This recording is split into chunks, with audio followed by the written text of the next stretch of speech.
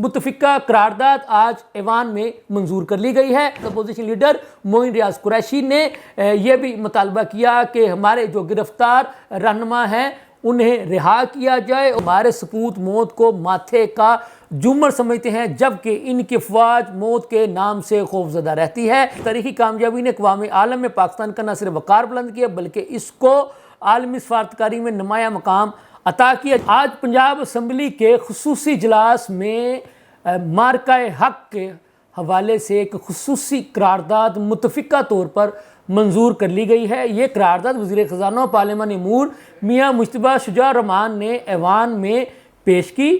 مارکہ حق میں پاکستان کی کامیابی کی قرارداد پنجاب اسمبلی میں متفقہ طور پر منظور کر لی گئی ہے۔ اس قرارداد کے متن میں یہ کہا گیا ہے کہ یہ ایوان مارکہ حق کی تاریخ ساز کامیابی پر 1 سال مکمل ہونے پر پاکستان کی مسلح افواج دیگر دفاعی اداروں کو مبارکباد پیش کرتا ہے۔ یہ ایوان مارکہ حق کے شہداء اور غازیوں کو زبردست خراج عقیدت بھی پیش کرتا ہے۔ یہ ایوان پوری قوم کو خراج تحسین پیش کرتا ہے جو مارکہ حق پر مسلح افواج کے ہم قدم نظر آئے۔ مارکہ حق کی کامیابی مسلح افواج کی بہادری کے ساتھ قومی اتفاق و یگانگت کے مرہون منت ہے۔ مارکہ حق کی کامیابی کا سہرا افواج پاکستان کی بہترین حکمت عملی کے ساتھ ساتھ مختلف شعبہ زندگی سے تعلق رکھنے والے تمام علماء کرام، میڈیا، سول سوسائٹی، اقلیتی برادری کے درمیان پائی جانے والی یکجہتی و اتفاق کے سر ہے۔ اس قرارداد کے متن میں مزید کہا گیا ہے کہ فیلڈ مارشل کی قیادت میں افواج پاکستان نے قومی توقعات پر پورا اتری تو دشمن کو دندان شکست دی گئی، 12 سفید جھنڈے لہرانا شروع ہو گیا۔ جنگ جذبوں سے لڑی جاتی ہے، ہتھیاروں سے نہیں۔ موت سے ہماری فوج جو ہے وہ نہیں ڈرتی ہے۔ پاکستانی فوج نے دشمن کے صفوں کو تیخ کر دیا۔ اب کبھی بھارتی ناپاک سوچ کو پورا نہیں ہونے دیا جائے گا اور قوم فوج کے شانہ بشانہ کھڑی ہے۔ مسلح افواج کی سربلندی کے لیے دعا گو ہیں۔ پاکستان زندہ باد، پاکستان ہمیشہ زندہ باد۔ تو ناظرین، یہ قرارداد جو ہے وہ آج جیسا کہ میں نے آپ کو بتایا کہ وزیر پارلیمانی امور مجتبیٰ شجاع الرحمان صاحب نے پیش کی اور اسے متفقہ طور پر منظور کر لیا گیا۔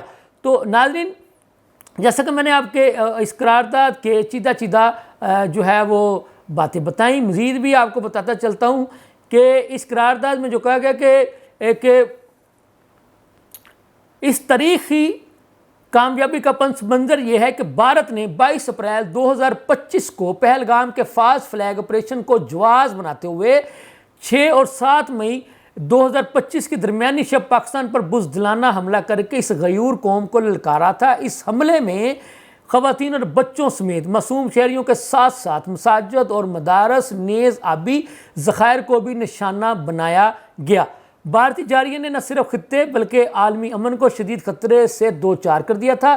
بزدل اور مکار دشمن کو اس بات کا اندازہ نہیں تھا کہ اس کا مقابلہ سیسہ پلائی دیوار سے ہے۔ سیاسی اور عسکری قیادت میں قومی سلامتی کی کمیٹی نے افواج پاکستان کو بھارتی جارحیت کا جواب دینے کا مکمل اختیار دیا، جس پر فیلڈ مارشل حافظ سید عاصم منیر کی قیادت میں افواج پاکستان قوم کی توقعات اور اعتماد پر پورا اترے۔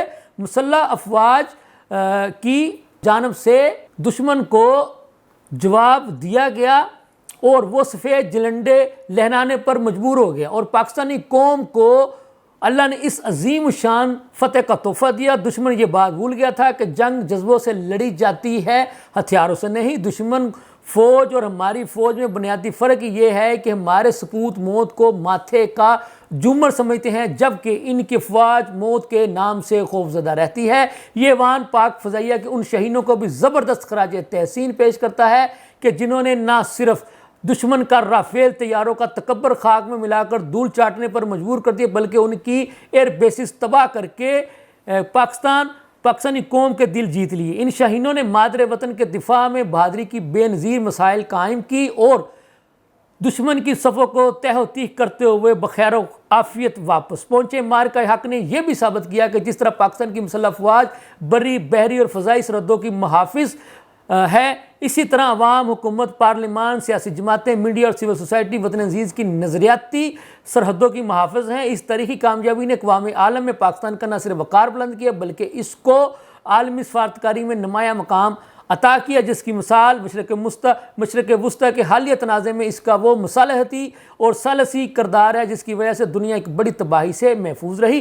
یہ ایوان اس امر پر یقین اور اطمینان کا اظہار کرتا ہے کہ ہماری مسلح افواج وطن عزیز کی خود مختاری اور سلامتی کا ہر حال میں دفاع کرنے کی اہل ہیں، اور آئندہ بھی بھارتی تسلط کی ناپاک خواہش کو کبھی پورا نہیں ہونے دیا جائے گا۔ ہر قسم کی جارحیت